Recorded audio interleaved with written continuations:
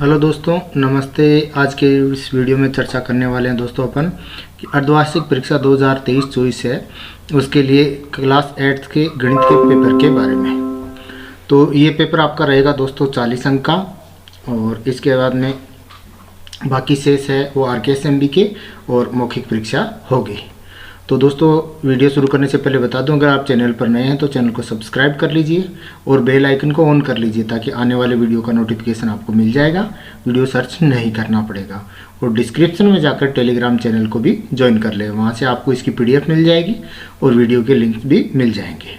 शुरू करते हैं दोस्तों। पहला प्रश्न, निम्न प्रश्नों के उत्तर कोष्टक में दीजिए और प्रत्येक प्रश्न 1 अंक का है। अब ऐसा देखिए, प्रश्न है मल्टीपल चॉइस। पहला प्रश्न है 3/7 गुणा 5/3 का गुणात्मक प्रतिलोम होगा। तो इसका पहले अपन ज्ञात करेंगे। तो क्या है 3/7 गुणा 5/3। तो 3 से 3 कट गया, अपने पास क्या आया 5/7। तो 5/7 का गुणात्मक प्रतिलोम क्या होगा दोस्तों 7/5। तो 7/5 इसका आंसर आ जाएगा। तो देखो दोस्तों, 4/8 21/4 4/21, ये 5/7, ये गलत मिस प्रिंट है, इसका आएगा 7/5। ठीक है दोस्तों। नेक्स्ट क्वेश्चन देखते हैं अपन। यदि x + 6 = 21 हो तो x का मान ज्ञात कीजिए। तो अपन इस समीकरण को हल कर देते हैं। x + 6 = 21। तो x बराबर क्या आएगा दोस्तों, x बराबर आएगा 21। 6 इधर, ये माइनस जो प्लस में है इधर आएगा तो माइनस में आ जाएगा। तो अपने पास आएगा x बराबर 21 में से 6 घटाए 15। तो इसका 15 इसका आंसर सही हो जाएगा। अगला प्रश्न है दोस्तों, n भुजाओं वाले समबाहुभुज के सभी बाह्य कोणों का योगफल ज्ञात कीजिए। तो जैसे बहुभुज होता है, चाहे त्रिभुज, चतुर्भुज, पंचभुज, षटभुज, कितने भी भुज वाला हो, इसके बाह्य कोणों का योग हमेशा 360 डिग्री होता है। ये आपको याद रखना है दोस्तों। इसके बाद में अगला प्रश्न है दोस्तों, संख्या 144 के वर्गमूल के अंक होंगे। तो 144 का जो वर्गमूल होता है वो क्या होता है दोस्तों 12 होता है। आपको याद है तो ठीक है, अन्यथा अपन ज्ञात कर सकते हैं। जैसे 144 है, उसका अभाज्य गुणनखंड करते हैं, लास्ट में 4 है तो 2 का भाग जाएगा। तो इसका कितना आएगा दोस्तों 72 आएगा। 2 का भाग देंगे, फिर 72 में फिर 2 का भाग जाएगा, कितना आएगा 36। फिर 36 में 2 का भाग देंगे, कितना आएगा 18। और फिर 18 में 2 का भाग देंगे 9 आएगा। 9 में 2 का भाग नहीं जाता, 3 का जाता है, तो कितना आएगा 3। और 3 में फिर 3 का भाग देंगे तो 1 आएगा। तो दोस्तों अपने पास क्या आ गया 2 गुणा 2 गुणा 2 गुणा 2 3 गुणा 3। तो अपने पास 2 गुणा 2 गुणा 2 गुणा 2 और गुणा 3 और गुणा 3। अब इसके जोड़े बनाते हैं वर्गमूल ज्ञात करने के लिए। 2 सेम संख्याओं के, इस 2 की जगह 1 2 गुणा इसकी जगह 1 2 गुणा इसकी जगह 1 3। तो 2 को 2 से गुणा किया 4 और 4 को 3 से गुणा किया 12। अब 12 में कितने अंक है दोस्तों 2 अंक है। एक तो 1 है, एक 2 है, तो 2 अंक आ जाएंगे। तो इसका आंसर सही हो जाएगा 2 अंक। अगला दोस्तों, यदि x का 75% 300 है तो x का मान ज्ञात कीजिए। तो इसका बहुत जो ज्ञात करने का बहुत सरल तरीका है दोस्तों, x है और का की जगह आप गुणा लगा दीजिए। और 75%, तो 75% का मतलब प्रतिशत बटे 100 बराबर कितना आ रहा है 300। अब इस समीकरण को हल अपन को कर लेना है। देखो दोस्तों, तो अपन क्या करेंगे, x बराबर क्या आएगा 300 गुणा, ये इधर देखो जो अंश है वो हर हो जाएगा, हर है वो अंश हो जाएगा, तो 100/75। अब देखो दोस्तों 25 के पाड़े से ये कट रहा है 4 बार और ये 75 कट रहा है 3 बार। तो अपने पास क्या आया x बराबर 300 गुणा 4/3। तो 3 से 300 कितनी बार कट गया दोस्तों 100 बार। तो x बराबर आया 100 गुणा 4 बराबर क्या हो गया 400। कितना आया 400। तो इसका 400 सही आंसर हो जाएगा। तो ये हो गए दोस्तों अपने ऑब्जेक्टिव टाइप प्रश्न। इसके बाद में अपन देखते हैं नेक्स्ट क्वेश्चन। नेक्स्ट क्वेश्चन है, निम्नलिखित जो निम्न खाली स्थानों की पूर्ति कीजिए और प्रत्येक प्रश्न 1 अंक का है। तो ये जो पहला प्रश्न दिया है, छठा प्रश्न, ये जो निशान है का संकेत है। किसका संकेत हो दोस्तों, तो इस खाली स्थान में आ जाएगा वर्गमूल का संकेत है। आप जानते ही ये संकेत होता है वो वर्गमूल का संकेत है। इसके बाद में नेक्स्ट है, समांतर चतुर्भुज के खालिस्तान भुजाएं बराबर होती है। तो समांतर चतुर्भुज की जो सम्मुख भुजाएं होती है, आमने सामने की भुजाएं होती है, सम्मुख भुजाएं होती हैं, वो आपस में बराबर होती हैं। नेक्स्ट क्वेश्चन है, समांतर चतुर्भुज के विकर्ण एक दूसरे को करते हैं, क्या करते हैं समान 2 भागों में बांटते हैं। तो अपन लिखेंगे समद्विभाजित करते हैं, समद्विभाजित करते हैं, ये इसके अंदर अपन लिखेंगे। अगला प्रश्न है, यदि समीकरण की घात खाली स्थान हो तो रैखिक समीकरण कहते हैं। तो रैखिक समीकरण किसे कहते हैं? जिसकी घात 1 हो। तो जिसकी घात 1 हो उसको अपन क्या कहेंगे? रैखिक समीकरण करेंगे। अगला प्रश्न है, समीकरण में संख्या या चर के एक पक्ष से दूसरे पक्ष में पक्षांतरण की विधि को पक्षांतर की विधि को कहते हैं पक्षांतरण कहते हैं। क्या कहते हैं? पक्षांतरण। ये याद रखने में बहुत ईजी है, क्योंकि पक्षांतर तो लिखा ही आगे अना लगाना है, पक्षांतरण। तो ये हो गया अपने रिक्त स्थान वाले प्रश्न। अब अपन देखते हैं नेक्स्ट प्रश्न। नेक्स्ट प्रश्न है लघुत्तरात्मक प्रश्न है, छोटे प्रश्न जो उत्तर होते हैं उनके, प्रत्येक प्रश्न 2 अंक का है। तो पहला इसके अंदर 11वां प्रश्न है, परिमेय संख्या किसे कहते हैं? तो अपन परिमेय की संख्या किसे कहते हैं? वह संख्या जिसे p बटा q के रूप में लिखा जा सके, p बटा q के रूप में, यानी एक अंश हो और हर हो, दोनों के बीच में अपन इसके दोनों के रूप में अपन इसको लिख सकते हैं। उस संख्या को अपन परिमेय संख्या कहेंगे। तो इसकी परिभाषा क्या लिखेंगे? वह संख्या जिसे p बटा q, आप a बटा b भी लिख सकते हैं, के रूप में लिखी जा सके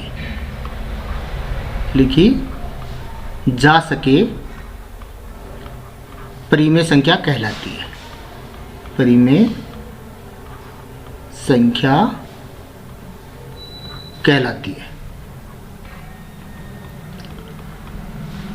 जैसे अपन इसका उदाहरण दें, एग्जाम्पल लिखेंगे, क्या लिखेंगे? जैसे 5 बटा 4, 3 बटा 17। अब इसमें सिर्फ जैसे 6 भी लिख सकते हैं, क्योंकि 6 के बटे में 1 तो होता ही है, लेकिन इसके अंदर एक कंडीशन है कि जो q है इसके बराबर 0 नहीं होना चाहिए, यानी बटे में 0 नहीं आना चाहिए। ठीक है दोस्तों, तो इस तरह से अपन परिमेय संख्या को परिभाषित कर सकते हैं। अगला प्रश्न है, समांतर चतुर्भुज किसे कहते हैं? तो समांतर चतुर्भुज किसे कहते हैं दोस्तों? जिसमें आमने सामने की भुजा समांतर हो, जैसे ये भुजा इसके समांतर हो और ये भुजा इसके समांतर हो, इसको अपन क्या कहेंगे? समांतर चतुर्भुज कहेंगे। आप ये चित्र भी बना सकते हैं, जिसमें ये कोण और ये कोण बराबर होने चाहिए, और ये कोण और ये कोण अपने आप बराबर फिर आ जाएंगे। तो अपन इसकी परिभाषा लिखेंगे, वह चतुर्भुज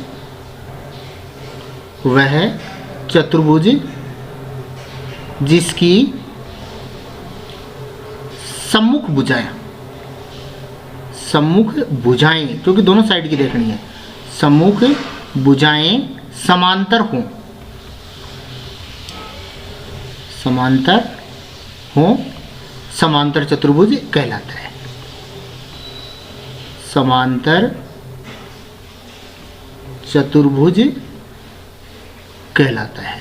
आप इसका डायग्राम जो ऊपर बनाया है वो नीचे आप इसको डायग्राम को बना सकते हैं स्केल पेंसिल की सहायता से। ठीक है दोस्तों, अब इसके बाद में अपन नेक्स्ट क्वेश्चन पर चर्चा करते हैं। अगला प्रश्न है दोस्तों, क्या 4000 एक पूर्ण घन संख्या है? तो पूर्ण घन संख्या क्या होगी? जिसका पूरा घनमूल निकल जाएगा वो पूर्ण घन संख्या निकलेगी। तो सबसे पहले तो अपन को क्या करना पड़ेगा? इसका घनमूल निकालना पड़ेगा।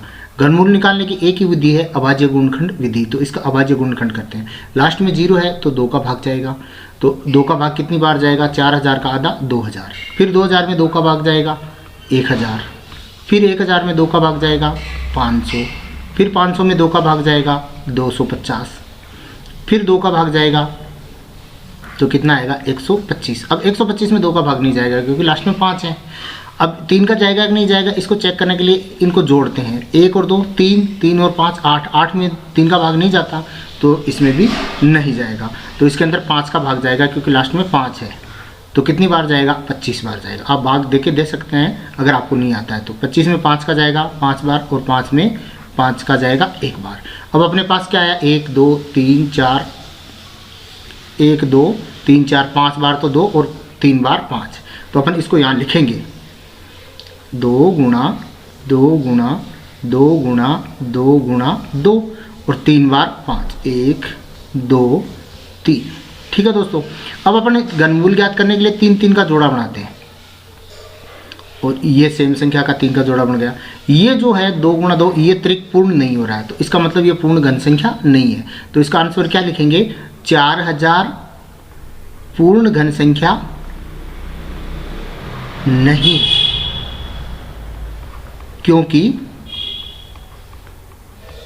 कारण क्या है कि सभी त्रिक पूर्ण नहीं है, क्योंकि सभी त्रिक पूर्ण नहीं है।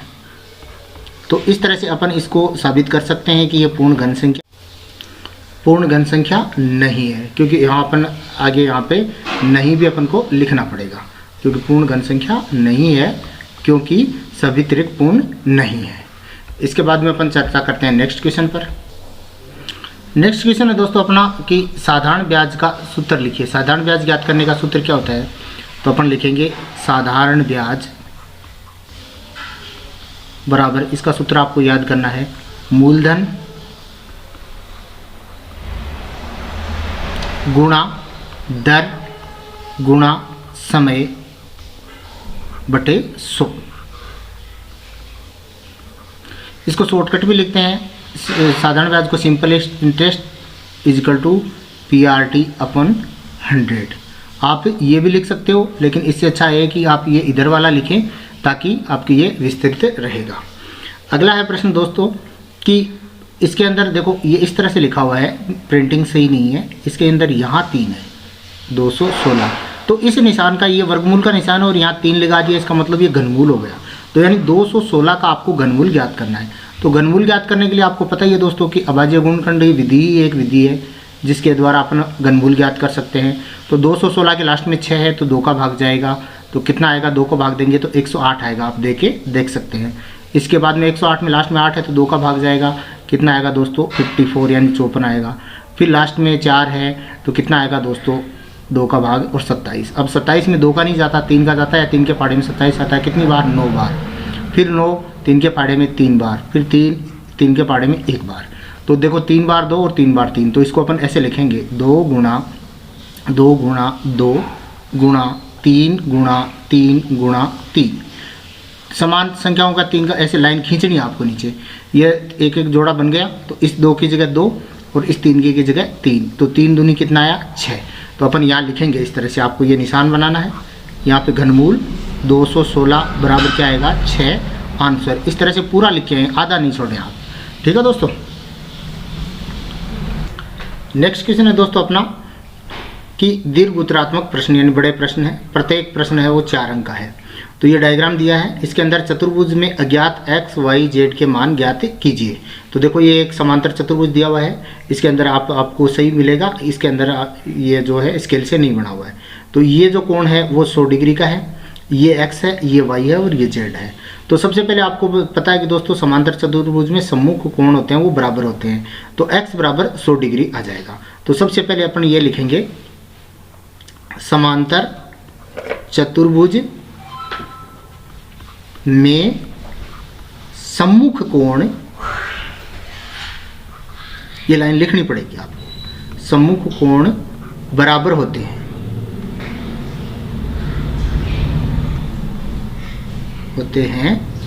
अतः क्या होगा? अतः x बराबर आ जाएगा 100 डिग्री। ठीक है दोस्तों, अब ये x बराबर अपना 100 आ गया। अब आपको पता है दोस्तों चतुर्भुज के चारों अंतः कोणों का योग होता है, वो क्या होता है दोस्तों? 360 डिग्री होता है। तो अपन क्या करेंगे, ये दोनों 100 हैं और ये दोनों जो इसके अंदर एक और भी लिख सकते हैं, y बराबर क्या होगा? z होगा, क्योंकि y और z बराबर होंगे क्योंकि सम्मुख कोण है। तो अपन इसके अंदर लिख सकते हैं, क्या लिखेंगे? चतुर्भुज के चारों अंतः कोणों का योग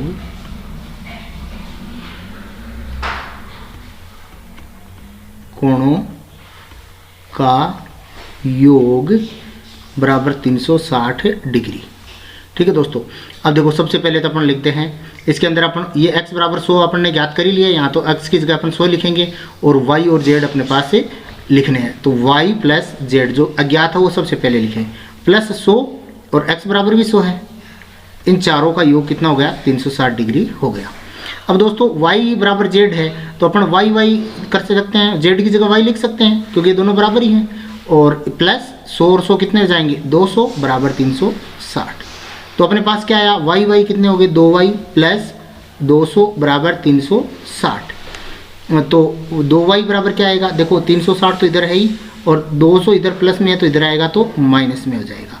तो 2y बराबर अपने पास आया दोस्तों 360 में से 200 घटा दिया 160।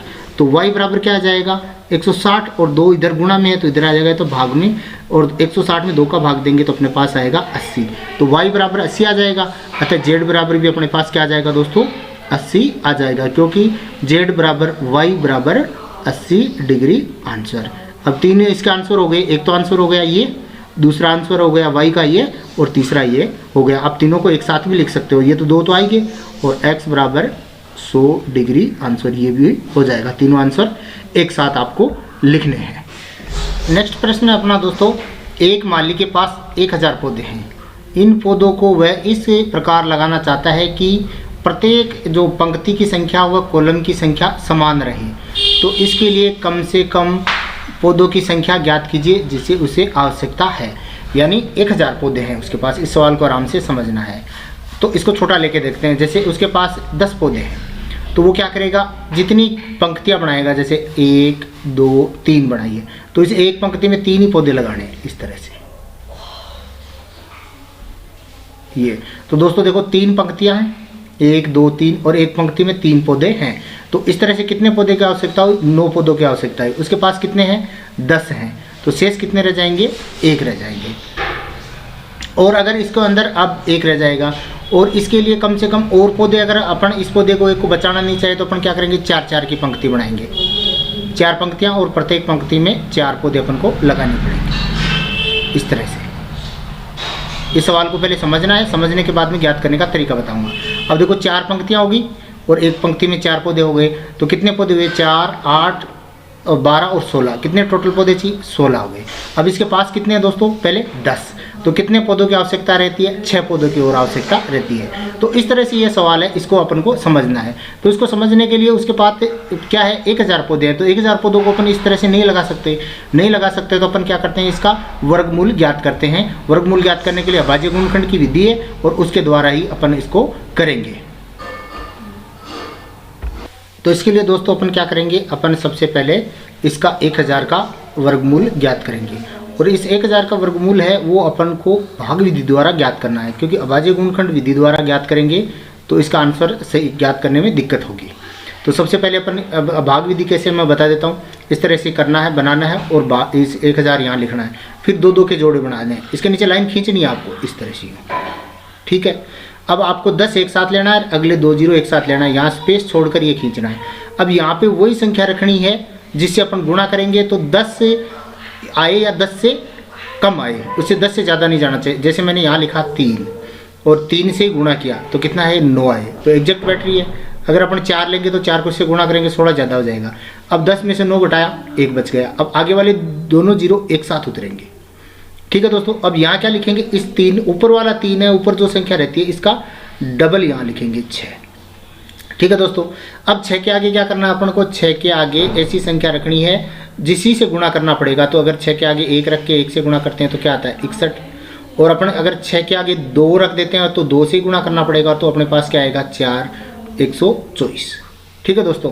अब देखो, अब अपने पास जैसे अपन इसको अंदर क्या ज्ञात करना है वो अपन ज्ञात करेंगे। तो अपन देखो दोस्तों, अगर 6 के अंदर यहाँ पर 1 रखते हैं, ध्यान से समझना है इसको, 6 के अंदर 1 रखते हैं तो यहाँ 61 आ जाता है, शेष बचेगा, फिर आगे अपने पास कोई संख्या ही नहीं है। तो अपने को तो यहाँ वर्गमूल पूरा देखना है, तो अपन क्या करेंगे, 6 को आगे 2 रखेंगे और 2 से गुणा करेंगे इसको, तो कितना आएगा, 124 आएगा। अब इसको घटाएंगे तो कितना आ जाएगा दोस्तों, 24 माइनस का 24 आएगा।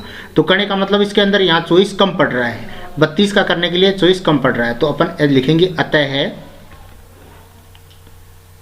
24 और पौधों की आवश्यकता होगी। आई बात समझ में, पौधों की आवश्यकता होगी। क्यों, क्योंकि इसके अंदर अपन इसे ऐसा इसलिए किया कि दोस्तों अपन को और पौधे चाहिए। अगर अपन यहाँ 1 रखते और यहाँ 1 से गुणा करते तो क्या होता है, ये यहाँ पे 61 आता और 39 शेष बच जाते हैं। तो शेष पौधे तो अपन को बचाते ही नहीं है। यूँ कह रहा है कि कम से कम पौधों की संख्या ज्ञात कीजिए और कितने पौधे चाहिए। अगर शेष बचाना होता तो 39 बचा दें या फिर 24 ऐड कर दें। तो इसके अंदर ऐड करना है तो 24 अपन इसके अंदर ऐड करेंगे। तो ये दोस्तों अगर नहीं समझ में आया तो दोबारा से इसको देख लेंगे, बैक करके समझ में। अगला प्रश्न है दोस्तों अपना कि एक स्कूटर 42,000 में खरीदा गया, ठीक है, और आज 8% वार्षिक दर से इसके मूल्य का अवमूल्यन हो रहा है। क्योंकि स्कूटर जो पुराना होता है तो अवमूल्यन यानी दर घट रही है। तो 1 वर्ष बाद इसका मूल्य ज्ञात कीजिए, यानी 1 वर्ष बाद में इसका मूल्य क्या होगा आपको ये बताना है। तो इसको कैसे करेंगे देखो दोस्तों, तो इसको कैसे करेंगे दोस्तों, कितना है 42,000 का अपन 8% निकाल देंगे। तो 42,000 का 8% ज्ञात करेंगे अपन और उसके बाद में वो घटा देंगे, इतने रुपए कम होगा। तो अपन क्या लिखेंगे, जो अवमूल्यन यानी दर कितनी हुई, अवमूल्यन यानी कमी कितनी हुई, 42,000 का 8%। ठीक है दोस्तों, अब 42,000 का 8% का मतलब 42,000 मैंने बताया का की जगह आप लगा दो, गुणा का निशान 8% का मतलब 8/100। ठीक है दोस्तों, अब देखो एक जीरो से एक जीरो, दूसरी जीरो से दूसरी जीरो, तो देखो कितना बच गया दोस्तों, 420 गुणा 8। तो अपन 420 को 8 से गुणा करेंगे तो देखो कितना आएगा, 0 16 1 8 चौक 32 और 1 33, 360 रुपये, यानी 3,360 रुपये इसके कम हो जाएंगे। तो 42,000 में से 3,360 रुपये घटा देंगे तो ये 1 वर्ष बाद में उसका मूल्य आ जाएगा। तो अपन क्या लिखेंगे, 1 वर्ष बाद स्कूटर का मूल्य बराबर क्या होगा, 42,000 में अपन क्या करेंगे, 3,360 को अपन घटा देंगे और जो आंसर आएगा वो यहाँ लिख देंगे। आप इसको रफ में 42,000 में से 3,360 रुपये घटा दो, तो इसके बाद में जो आंसर आए वो यहाँ लिख देना। देखो 0 4 6 इसके अंदर आ जाएगा दोस्तों 7 8 और ये आ गया दोस्तों आपका 3 कितना है, 7 और 1 8, ये आ गया 38,640 रुपये 1 वर्ष बाद में स्कूटर का मूल्य हो जाएगा। या ये वर्क है आपको रफ में करना है, फेयर में नहीं करना है। ठीक है दोस्तों, तो ये आपके समझ में आ गया होगा। अब देखते हैं अपन नेक्स्ट क्वेश्चन। नेक्स्ट क्वेश्चन है दोस्तों अपना कि 10 पृथक पर्चियों पर 1 से 10 तक संख्याएं लिखी हुई है, यानी 10 पर्चियाँ बनाई हुई है ऐसे कागज़ की पर्चियाँ। ठीक है, इस तरह से 10 पर्चियाँ बनाई हुई हैं, सब पर नंबर लिखे हुए हैं 1 से 10 तक, यानी 1 पर 1 लिख दिया, 1 पर 2 लिख दिया, 1 पर 3 लिख दिया, 1 पर 4 लिख दिया, ऐसे 9 10 तक पर्चियाँ हैं वो लिख दी। एक पर्ची पर एक ही संख्या लिखी है, यानी एक पर्ची पर एक लिखा है, दूसरी संख्या दूसरी पर्ची पर दूसरी, तीसरी पर तीसरी, इस तरह से अपने पास 10 पर्चियाँ इन्होंने बना दी, जैसे 4 5 6 7 8 9 और ये 10। तो इस तरह से इसमें 5 लिख दिया, इसमें 6, इसमें 7, इसमें 8, इसमें 9 और इसमें 10, इस तरह से 10 पर्चियाँ बनाई हुई है। उन्हें एक बॉक्स में रखकर अच्छी तरह से मिला दिया गया है, यानी एक बॉक्स लिया है, उसके अंदर इनको गोला कर करके 10 पर्चियाँ हैं वो रख दी गई हैं। ठीक है दोस्तों, अब इसको अच्छी तरह से हिला दिया गया। अब पता नहीं कौन सी पर्ची के अंदर कौन सा अंक है, तो बॉक्स के अंदर से बिना देखे एक पर्ची निकाली जाती है, यानी इसमें से किसी भी एक पर्ची को अपन निकालते हैं। तो निम्नलिखित की प्रायिकता क्या होगी, तो ये प्रायिकता का क्वेश्चन है, बार बार आता है, इसको ध्यान से आपको समझना है। एक बार समझ में आ गया तो उसके बाद में कोई गलती होने के कोई चांस भी नहीं है। तो इसके अंदर पहला प्रश्न दिया है संख्या 6 प्राप्त करना, यानी 6 प्राप्त करने की है, प्रायिकता क्या होगी। तो आपको दोस्तों ये ध्यान रखना है कि प्रायिकता हमेशा बट्टे में आएगी। ठीक है, तो आपको ध्यान लिखना है, प्रायिकता बराबर क्या आएगा, बट्टा लगा देना है, अंश और हर लिखेंगे। बट्टे में हमेशा टोटल लिखना है, तो जैसे टोटल क्या है 10 पर्चियाँ हैं, कितनी है 10 पर्चियाँ, तो बट्टे में आपको 10 लिखना है। ठीक है दोस्तों, अब ये क्या कह रहा है, संख्या 6 प्राप्त करने की, तो 6 है वो कितनी पर्चियों में लिखा है, एक पर्चियों में लिखी है, तो इसका प्रायिकता आ जाएगी 1/10। इसी तरह से अगला प्रश्न देखो, 6 से छोटी संख्या प्राप्त करना, इसकी प्रायिकता, तो अपन यहाँ लिखेंगे प्रायिकता बराबर लगाएंगे और बटा 10 ही लिखेंगे कि टोटल 10 है। अब 6 से छोटी पर्ची, 6 से छोटी एक संख्या प्राप्त करना। अब 6 से छोटी कितनी संख्याएं हैं, 6 से छोटी 1 है, 2 है, 3 है, 4 है, 5 है, तो टोटल कितनी हो गई 1 2 3 4 5, तो ऊपर लिख देंगे अपन 5/10। अब 5/10 भी प्रायिकता सही है, लेकिन इसको अपन क्या है शॉर्ट फॉर्म में लिखेंगे, तुल्य भिन्न में। तो 5 से ये 5 के पहाड़े से कट जाएगा, 5 एकम 5 और 5 दूनी 10, तो 1/2 इसका आंसर आ जाएगा। ठीक है दोस्तों, अगला प्रश्न है कि 6 से बड़ी एक संख्या प्राप्त करना, तो यहाँ भी लिखेंगे प्रायिकता बराबर बटा लगाएंगे और 10 लिखेंगे, टोटल 10 है।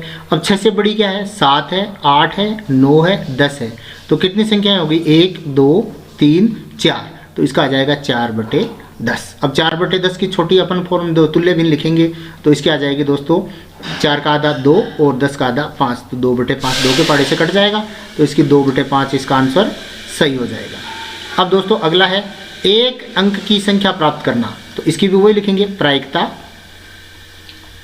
बराबर बटा लगा के 10।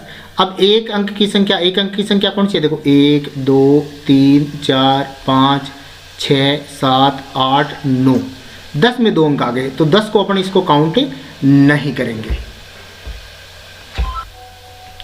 तो अपन क्या लिखेंगे दोस्तों, 10 को इसको काउंट अपन नहीं करेंगे। तो कितनी होगी दोस्तों, 9 संख्याएं होगी जो एक एक अंक की है, तो इसके अंदर लिखेंगे प्रायिकता बराबर 9/10। अब 9/10 की कोई तुल्य भिन्न नहीं है क्योंकि दोनों किसी सेम पहाड़े में नहीं आते, तो ये इसका आंसर हो जाएगा।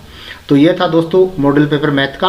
अन्य मॉडल पेपर भी मिल जाएंगे आपको, सभी सब्जेक्ट के मॉडल पेपर मिलेंगे, तो चैनल को सब्सक्राइब कर लीजिए और बेल आइकन को ऑन कर लीजिए और वीडियो को ज़्यादा से ज़्यादा दोस्तों के साथ शेयर कीजिए ताकि उनको भी इसका लाभ मिल सके। डिस्क्रिप्शन में जाकर टेलीग्राम चैनल जरूर ज्वाइन कर लें, वहाँ से आपको इसकी PDF मिल जाएगी और आपको इसके वीडियोज़ के लिंक भी मिल जाएंगे जो भी वीडियो आएंगे। धन्यवाद।